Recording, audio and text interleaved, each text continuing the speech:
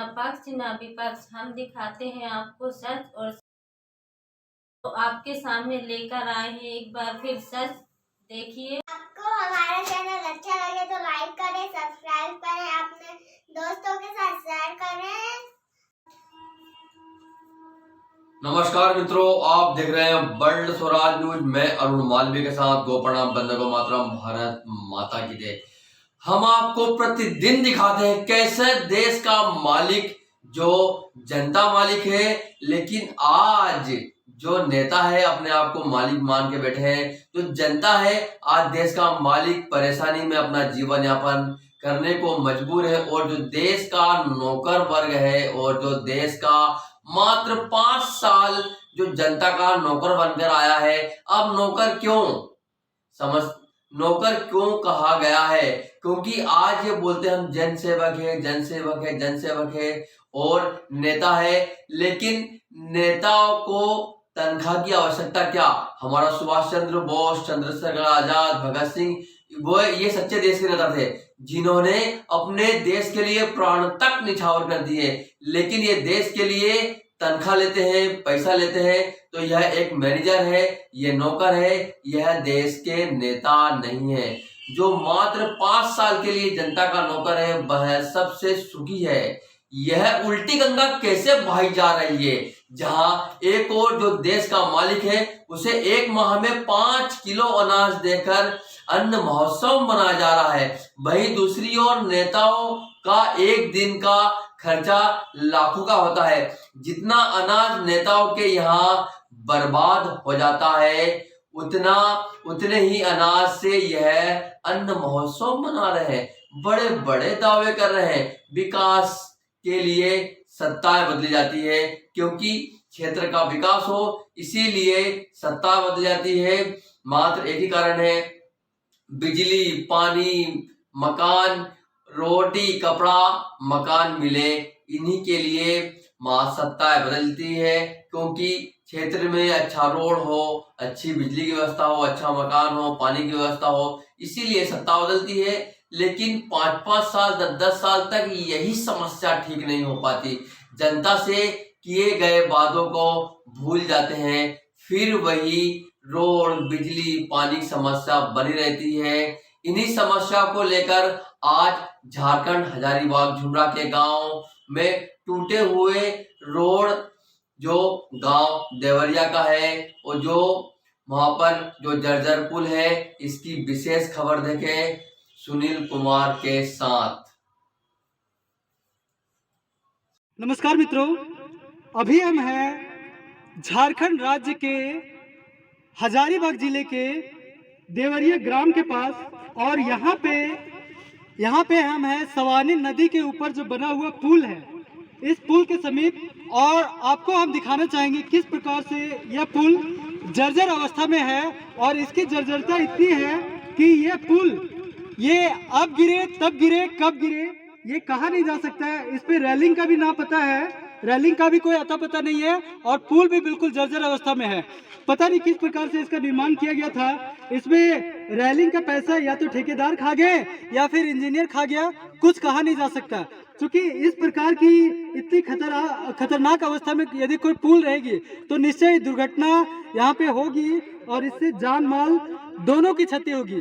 तो आइए हम देखते हैं और समझते हैं किस प्रकार से इस पुल की दशा है। सबसे पहले मैं आपको इस रोड को भी दिखलाना चाहूंगा। देखिए, जैसे वहां से एक तो रोड की स्थिति उधर भी खराब है, बहुत ज्यादा खराब है। उधर से आने वाली रोड की स्थिति, उधर से आने में लोगों का ही आधा प्राण निकल जाता है। कैमरा सीधा कर लिए तो आधा प्राण तो ऐसे ही निकल जाता है उधर से आने में, चूंकि गड्ढा है, इतना पता नहीं चलता गड्ढा है या सड़क है। अब यदि यहाँ पे देखें तो यहाँ किस प्रकार से गड्ढा और सड़क, ये कहना मुश्किल है कि सड़क में गड्ढा है या गड्ढे में सड़क। तो देखिए किस प्रकार से ये बिल्कुल डेंजर जोन है। यहाँ से जैसे लोग उतरेंगे वैसे ही यहाँ पे इस गड्ढा का सामना होगा उनको, यानी वो रोड में नहीं चलेंगे, गड्ढे में चलेंगे। ठीक है, तो ये जो भी इंजीनियर अथवा जो भी ठेकेदार बनाए होंगे उनसे तो यही कहा जा सकता है कि एक प्रकार से उन्होंने 8वां अजूबा वाला काम किया है। दुनिया के यदि कोई 8वां अजूबा होगा तो इस इंजीनियर का काम ये होगा जिन्होंने इस प्रकार के सड़क का निर्माण किया, जो कि बिल्कुल गड्ढे में तब्दील हो चुकी है, जो टूट फूट चुकी है, बिल्कुल टूटी हुई अवस्था में है। और इस प्रकार की जर्जर अवस्था किसी भी प्रकार से शोभनीय नहीं है। देखिए किस प्रकार से गड्ढा वाला सड़क और सड़क में गड्ढा है, इधर दिखलाते हुए लाइए। देखिए बिल्कुल स्लीपर है, एक तरह से इतना स्लिप वाला अवस्था है जिसका कहना मुश्किल। आप जल्दी जल्दी आइए। ये देखिए बिल्कुल स्लीपिंग जोन है, इस प्रकार की ये स्लीपिंग जोन है जहाँ पे एक्सीडेंट कभी भी हो सकता है। और आपने तो देखा इंजीनियर और ठेकेदारों का ये 8वां अजूबा जो कि सड़क है बिल्कुल जर्जर अवस्था में। अब इसके आगे हम आपको दिखलाते हैं, इसके आगे हम आपको दिखलाना चाहेंगे इस पुल को। देखिए इस पुल का नजारा आप देखिए, और यहाँ लोगों को भी आप दिखलाइए किस प्रकार से लोग इसके विरोध में एक तरह से खड़े हैं। आप इस पुल को देखिए किस प्रकार की जर्जर अवस्था में ये पुल है। ये जो पुल है बहुत कई वर्षों पहले इसका निर्माण किया गया था, और पता नहीं अगर रेलिंग लगाया भी गया होगा तो दशकों पूर्व कई वर्षों पूर्व इसका रेलिंग का कोई अता पता नहीं रहा, और रेलिंग कंप्लीटली टूट फूट चुका है। बिना रेलिंग का पुल एक प्रकार से बड़ी दुर्घटना का संकेत है।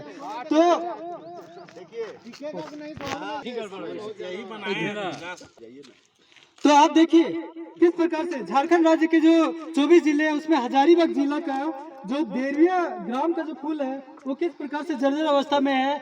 और ये लगभग 50 से ज्यादा गांवों को जोड़ती है। यह जो पुल है ये 50 से ज्यादा गांवों को जोड़ती है। इधर जाकर के झुमरा को जोड़ती है और ये पूरे हजारीबाग जिला को जोड़ती है। और इधर से आप यदि चले जाए तो इचाक और बरकट्ठा तक के भी मार्ग को जोड़ती है।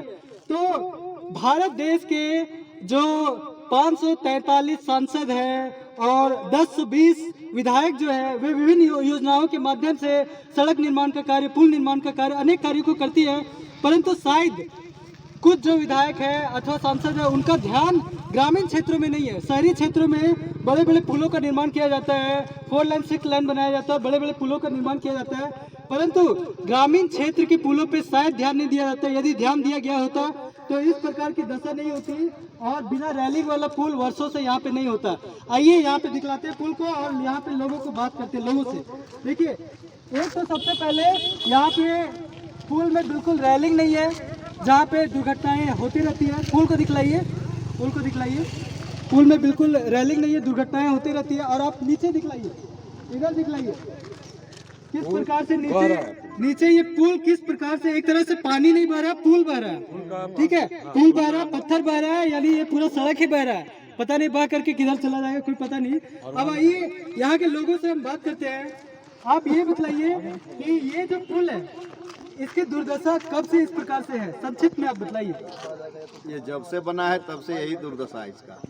रैलिंग शुरू से लगा था या नहीं लगा था? लगा था, लेकिन ये लोहा चोर लोग काट के ले गया।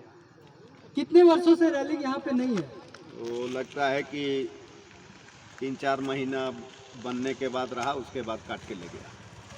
आप ये बताइए कि आपको लगता है कि इस पुल के निर्माण में ठेकेदारों अथवा इंजीनियरों ने घपला किया है, गुटबाजी उन लोगों ने की है, पैसा को हड़प गए हैं?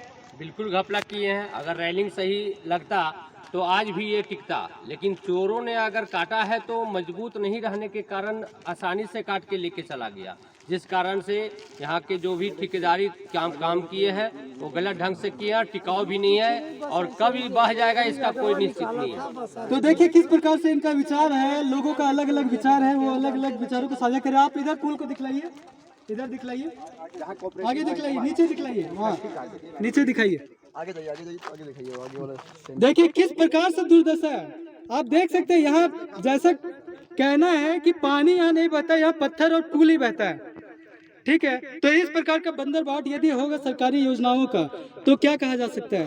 पुल को दिखलाइए, बिल्कुल रैलिंग विहीन पुल, जहाँ पे रैलिंग है ही नहीं। और लोगों को देखिए किस प्रकार से ये वहाँ पे विरोध में खड़े हैं। लोगों का कहना है कि ये जो पुल है बिल्कुल दुर्दशा, पुल की जो हालत है बहुत दुर्भाग्यपूर्ण है और ये कभी भी दुर्घटना का एक बड़ा कारण यह पुल हो सकता है। आप ये बताइए कि इधर दिखाइए पुल, देखिए इधर दिखाइए, पुल बह गया है जो पार्ट है ना। ये भी दिखलाई। सर आप इधर ही थोड़ा रहिए। आप लोग इधर आइए। पुल का बेस ही बह गया। आइए यहाँ देखिए यहाँ के पुल का जो बेस है वो बहा हुआ है। आगे आप ले जाकर के दिखलाइए कैमरा। इधर आइए इधर।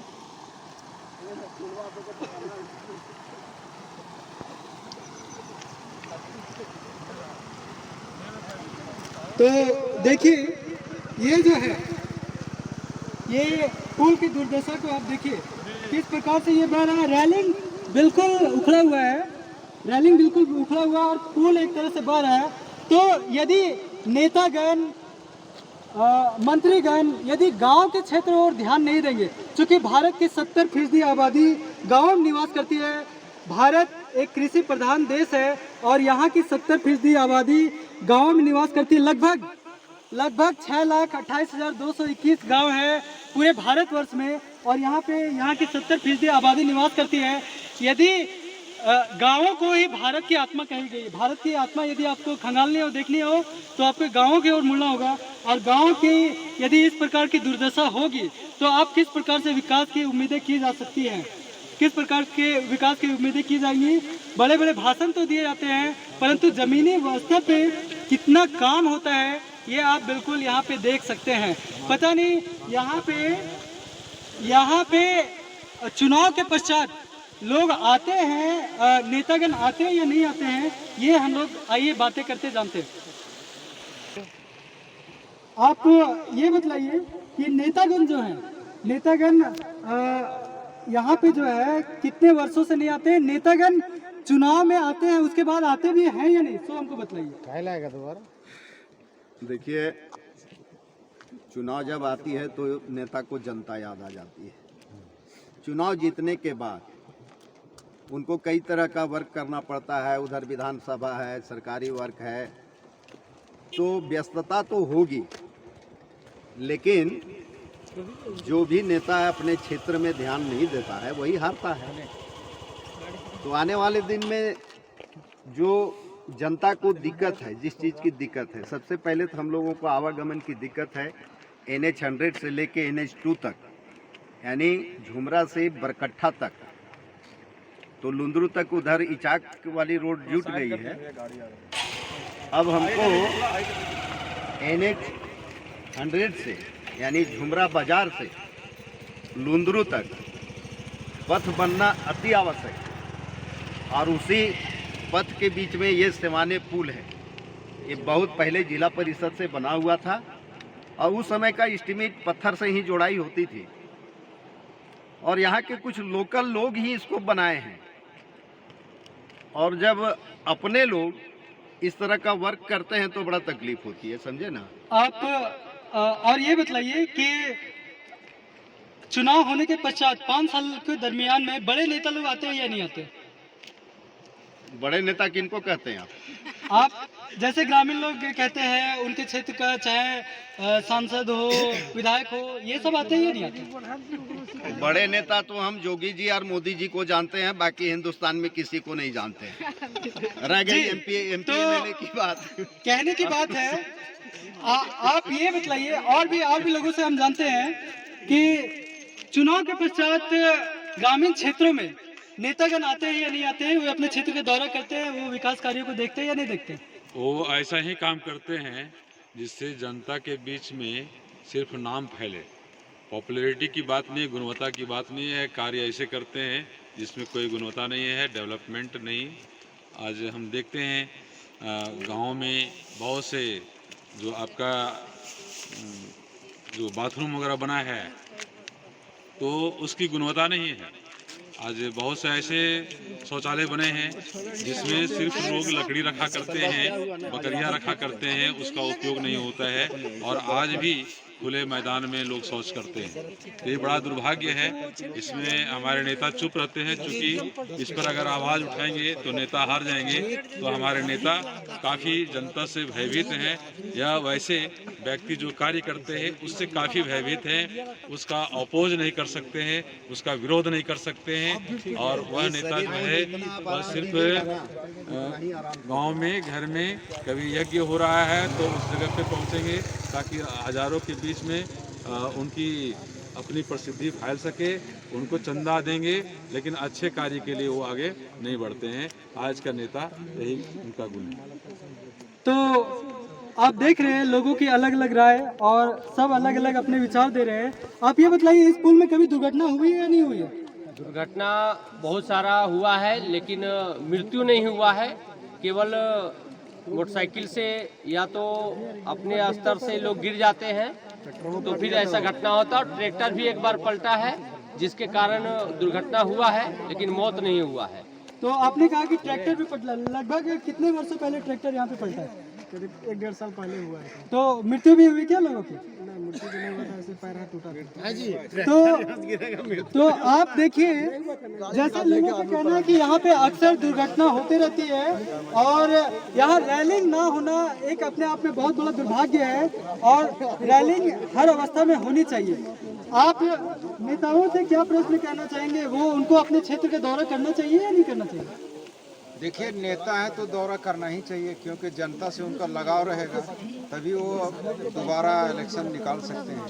इसलिए उनको तो जमीन तक आना है हमारा, उसको बहिष्कार करेंगे, रोड बने चाहिए। यदि वो नहीं आ रहे हैं तो जनता को यूपी में जाके उनका जवाब देना चाहिए। कितना वोट दे रहा है और हिंदू घर में तो नेताओं को खासकर अपने क्षेत्र का दौरा करना चाहिए और अपने क्षेत्र का दौरा करके जो गांव की समस्याएं हैं, लोगों को समस्याएं हैं, उनको दूर करने का पूर्ण प्रयास करना चाहिए। और इस प्रकार की जो अवस्था है पुलों की, ठीक है, ये बिल्कुल भी नहीं होनी चाहिए और इसका अति शीघ्र से शीघ्र अथवा सबसे पहले या तो इसका रिपेयरिंग किया जाए अथवा इसका पूर्ण तरीके से सही ढंग से इस पुल का निर्माण किया जाए। आप ये बताइए कि इस पुल का रिपेयरिंग होना चाहिए या इसके स्थान पर नए पुल का निर्माण होना चाहिए? नया पुल बनना चाहिए। नया पुल बनना चाहिए और रिपेयरिंग से काम नहीं चलेगा। रिपेयरिंग कभी हुई क्या? रिपेयरिंग नहीं, कभी नहीं। जब से बना तब से कभी बंद। ये जो हाइट कम है, इसके चलते मतलब रोड पे बहुत ज़्यादा ये हाइट नीचे कम है, इसके चलते ये नया ही बनना चाहिए। तो लोगों का कहना है कि इसका रिपेयरिंग नहीं, इसके स्थान पर एक नए पुल का निर्माण होना चाहिए। तो इस प्रकार की कुव्यवस्था अव्यवस्था नहीं होनी चाहिए और यहाँ रैलिंग, फिलहाल तो इस पे रैलिंग का निर्माण होना चाहिए, पहली बात। और दूसरी बात कि यदि अर्जेंटली कहा जाए तो रैलिंग का निर्माण होना चाहिए और इसका रिपेयरिंग होना चाहिए अर्जेंट में, और इसके स्थान पर बाकायदा एक भव्य तरीके से, सही तरीके से एक नए पुल का निर्माण होना चाहिए ताकि एक्सीडेंट ना हो, दुर्घटनाएं ना हो और लोगों को किसी प्रकार की समस्याओं को झेलना ना पड़े। तो आप देख रहे हैं वर्ल्ड स्वराज न्यूज, न पक्ष की न विपक्ष की खबरें, सिर्फ सच की। चैनल को लाइक करें,